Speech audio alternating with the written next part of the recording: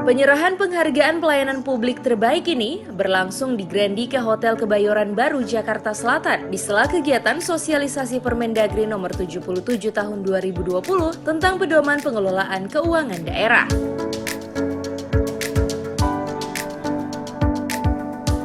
Piagam penghargaan pelayanan publik diserahkan oleh analis kebijakan Madya Lemenpan RB, Fahrul Rizal.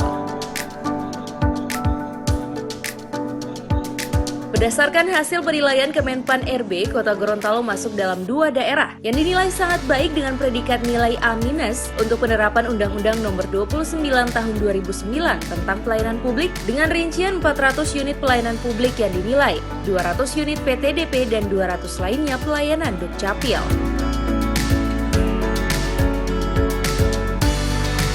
Indikator dalam penilaian tersebut yakni aspek pelayanan publik, aspek kepuasan masyarakat, aspek profesionalitas, aspek ketersediaan sarana dan prasarana pendukung, aspek sistem informasi pelayanan publik, dan inovasi yang dibuat dengan memanfaatkan teknologi.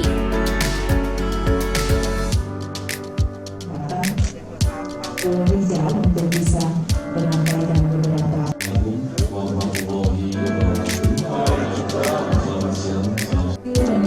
pelayanan publik oleh Bapak Fahrul Rizal.